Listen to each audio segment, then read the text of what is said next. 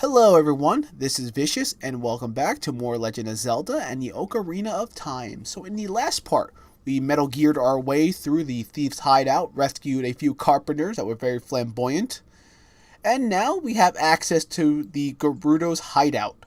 And that means we have access to the Gerudo's Trading Ground. Now this place is completely optional. The item you get from this place is once again useless. The item in question is of course the Ice Arrow. Now, once again, the Ice Arrow has no purpose in this game whatsoever. No idea why it's in here at all, to be honest. But it's kind of cool to grab, and I guess you can use it in some spots, maybe to mess up some enemies. But other than that, it really has no other purpose. So when you come into this place, you know you have a timer in certain rooms. You have to complete certain tasks within a certain amount of time. And once you complete said task, you'll obtain a small key. The small key will be used a little bit later. Now, the most difficult part about this place is, of course, using the small keys, because when we get to a certain section, you have two pathways you can take. And if you take the wrong one, well, you kind of screw yourself out of the item, and you can't come back in and do it again. Now, of course, I hate this room because boulders are everywhere. Boulders and firewalls. My two least favorite things in Ocarina of Time. Just because boulders will get in your way, as you saw before in the Water Temple, and firewalls just get in your way because of the Fire Temple. Hey. Like I said before, you do have a time limit. They're very generous about the time limit, so you should be okay doing this part. Like I said, it's just that one room where you actually have to use the small keys at. That kind of really screw you up. So we're just going to hop over here. We're going to grab this silver rupee right here. We really don't need any more silver rupees, but hey, silver rupees. Now I'm hoping to get my LOZOOT Let's Play done by the end of this week or next week.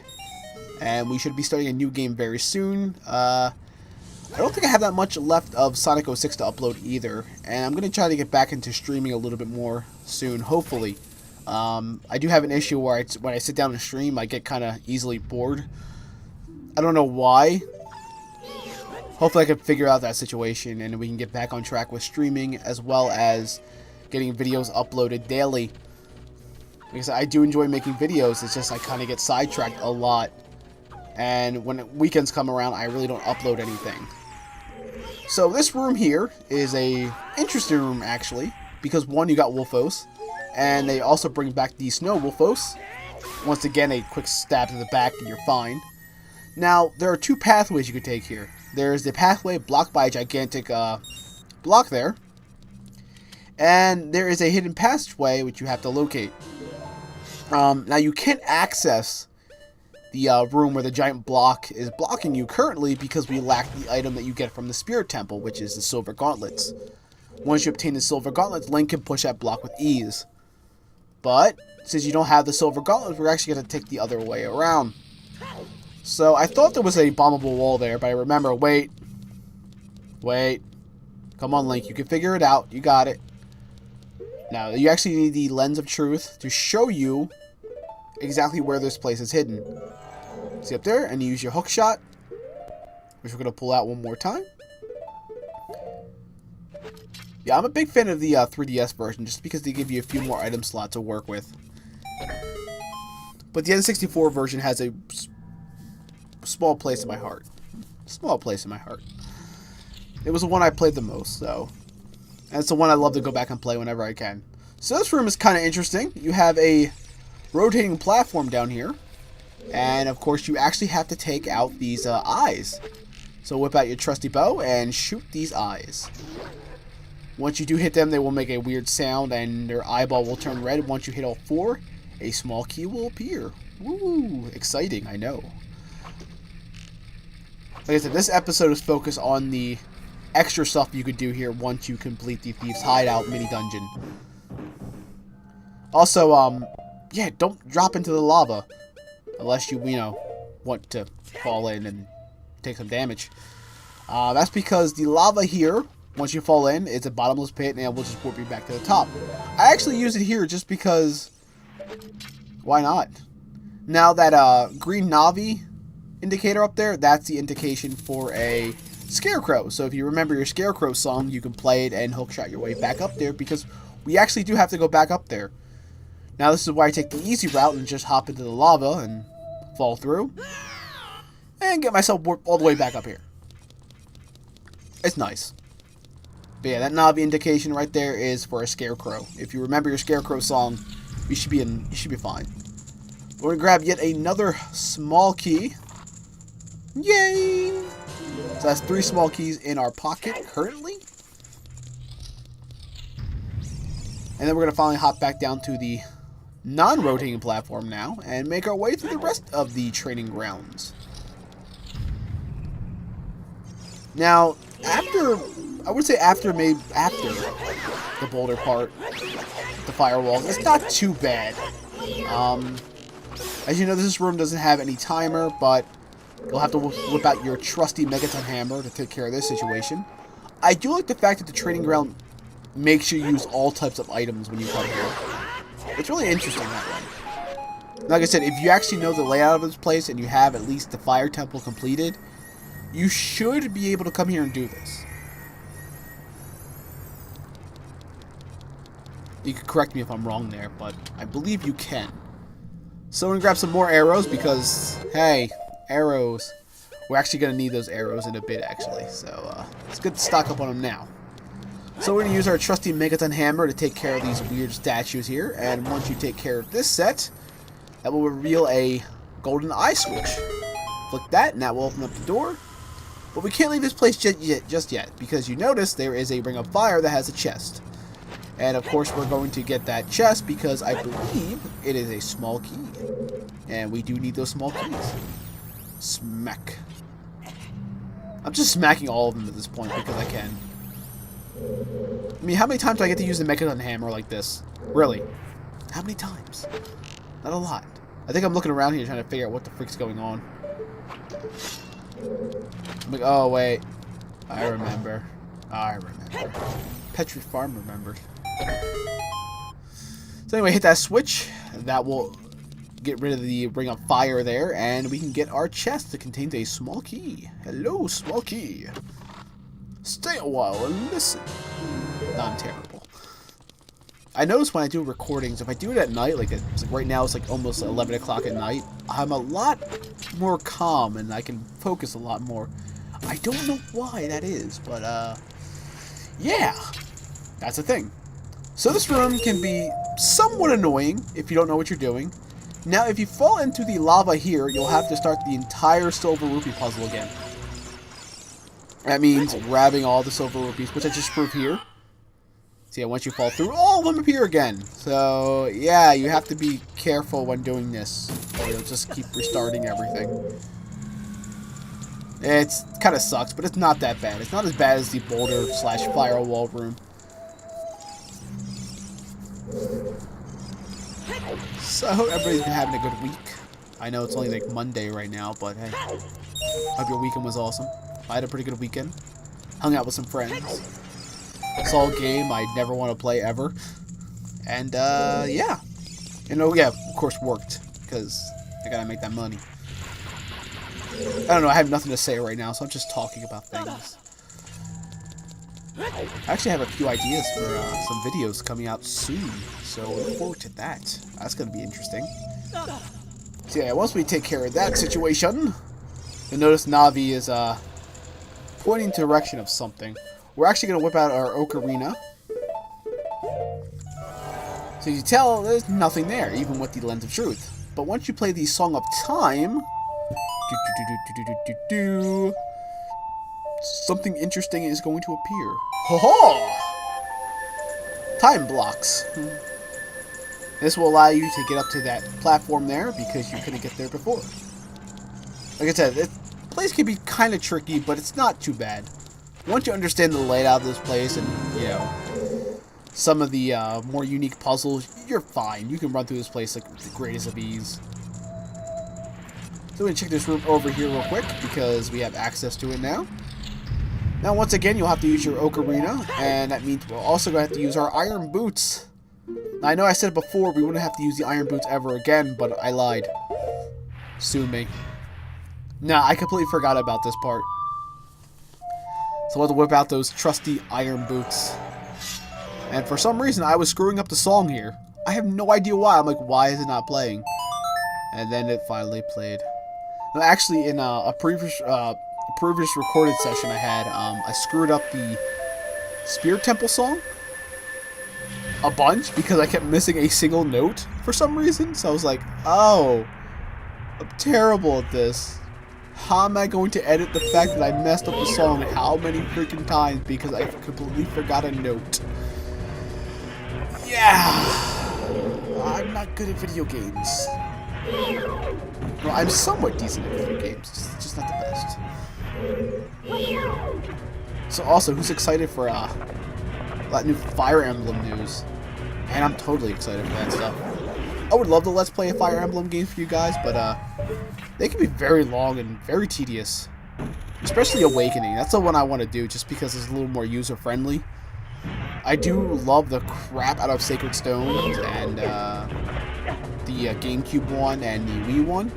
I do actually have those, but they could be kind of long and very luck-based. Yeah, luck-based. For those who are actually fans of the Fire Emblem series, you all know about the horrible, horrible RNG that game likes to throw at you at times. Where you'll go into a battle and, oh look, this guy won't crit me, and he somehow 1% crits you and you cry because you lose your character now. Yeah, it's not fun. Especially when you lose your favorite character. Thankfully it has like kind of save states. That was the cool thing about the Fire Emblem games, they had save states. I know I'm talking about Fire Emblem right now just because this puzzle is not very fun. It's another go underwater, grab more silver rupees, get hit by things because I'm good. So yeah, once you complete this room, there's yet another small key waiting for you above. Swim a link. There we go. That's small key number 6.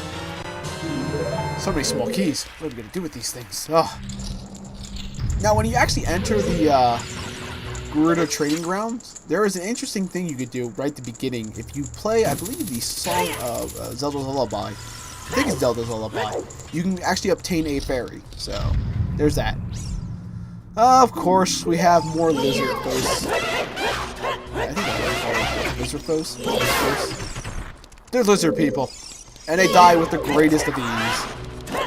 Seriously, if you have the Gorok sword, these guys are a joke. But they can do that. And that kind of sucks. I'm just gonna stun him and then, like, I think, yeah, jump attack. Yeah. As you can tell, there's more firewalls here. And that guy liked to hop up on there and almost screwed me over because I would either have to take him out with arrows or get lucky like I did there by stunning him and then proceeding to open a can of arse on him. There we go. Small key number 7. And that is pretty much the training ground itself, guys. That's it. See it right there. You see that green Navi indicator there? That is a fairy you can obtain if you need one. I think I try to pull it off here real quick. It's so weird. But yeah, you can actually hit the switch here, which will make a chest appear. That is right over here. I don't think there's anything really important here. Yeah, it's just a rupee. Yay. Now, if you actually do leave this place when you have all these keys, the keys won't go anywhere. So, the pathway I'm showing you right now is the correct pathway. If you take this path, you will be perfectly fine. Just make sure to climb up here and grab another small key. This will be your 8th small key. There we go. Like I said, just follow this pathway and you're fine. This is the part that threw me off so much as a kid because I thought, okay, this is going to be really, really tricky and they're going to make me like bounce all over the place just to get to this item. Because at the time, I had no idea what the item was.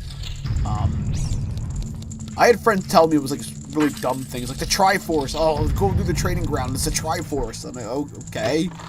I don't think you can actually obtain the Triforce, but sure, let's go with that theory. So I went through here and I screwed it up so many times trying to figure out the correct path. Now, I know there's only 2 pathways, but I always thought you had to, like, alternate or do something weird. Actually, no, you just go to the left and you're fine. Once you navigate that small maze there, you obtain... Boom! The ice arrow! Which is completely useless! Yay! Yeah, yeah, it's granted to us because we completed the difficult training of the Gerudos. Ooh, too bad it has no purpose. Yeah, that's one of those items that is completely optional and is completely useless in this game. Now, Majora's Mask, it has much greater purpose, but in this one, I don't think they had any idea what they were going to do with it. That, or it was going to be used for, like, the expansion, because, as I stated before, this game actually started out as a disc drive game, and it had a lot more in it. So I believe whatever they had in this game when it was a disc drive version has some sort of purpose for the ice arrows. Of course, once the disc drive failed, this game got butchered pretty hard and put into a cart, and so a lot of things were left out. Now, they did try to bring back that content, as many of you know. Zelda was the idea. No, we're not going to try. Get out of here. So, like I said before, yeah, so Zelda was going to be an expansion to the Ocarina of Time on the Nintendo 64, which was going to add a lot of features, including the Master Quest, which we did get. Just a bunch of remixed dungeons, made it a little bit more difficult. And then they were going to add 2 extra dungeons, which was the Light Temple and the Ice Temple. So that was kind of cool. And they were going to add a bunch of new items and other side quests. It makes me really, really hope somebody takes the time to really do something with that. So for this next minigame here, we're actually going to need Epona. Hello, Epona. That's right, guys. We're going to be taking on the horseback archery minigame. Oh. Now, normally, I have no issues with this one. But for some reason, I was screwing up so bad I had to cut out so much footage of me screwing up because I sucked that bad. That's right. I sucked that bad. But I rectified that issue pretty well. So anyway, we're going to talk to this lovely, lovely lady here. Woo, time warp! And now we're actually going to do the minigame itself. And the minigame is quite tricky. It's all about hitting these targets and these pots at the correct time to rack up as many points as you can get. The first time you need 1,000, the second time you need 1,500. Now, the first time you complete this, you will obtain a piece of heart, of course. The second time you do this, you will obtain the largest quiver. The large, you already have that. The largest quiver. Now, thankfully, this is actually my second attempt. I did that really well. My first attempt and my first through, I would say, 7 attempts? I screwed up really, really bad. So all you saw was me skipping the other minigame. And then we get the biggest quiver. So we have a maximum 50 arrows. Anyway, guys, thank you for watching. Take care. See you later. Peace out.